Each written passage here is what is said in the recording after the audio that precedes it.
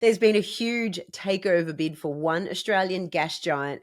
Metals prices are muted. However, could there be a shortage building in one particular base metal? Grab your coffee and let's get into it. I'm Shae Russell and welcome to your Mining Minute. Gold dipped to $33.84 overnight as the Federal Reserve Bank is largely expected to keep rates on hold this week, and silver hangs in there at $36.32. Platinum prices show no sign of slowing down as traders worry about a looming supply deficit.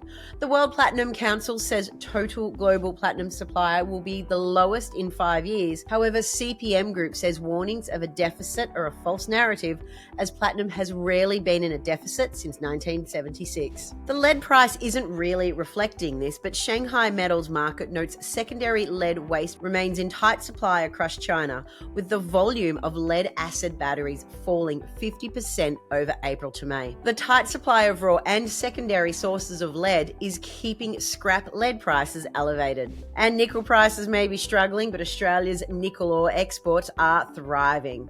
Today's chart of the day comes to you from mining.com.au's own mining report showing a surge in aluminium ores exported over the past 3 months. And over in energy, and Brent has dipped down to $72 a barrel. However, Urals, a Russian oil blend, has soared 15% in the past 72 hours on the back of Middle Eastern tensions. Urals are currently above the sanctions cap some Western economies have agreed to. And on the topic of oil, Abu Dhabi's national oil company has made an $18.7 billion takeover bid for Santos, Australia's second largest gas producer. The offer is being made at a 28% premium to the share price. However, the bid is still subject to the approval of the Foreign Investment Review Board, and the South Australian government has said it will intervene in the sale if it's not in the best interests for the state. And in spite of the macro backdrop, the Aussie dollar is trading at 65.1 US cents. Now tap the like button so you've always got the Mining Minute in your feed.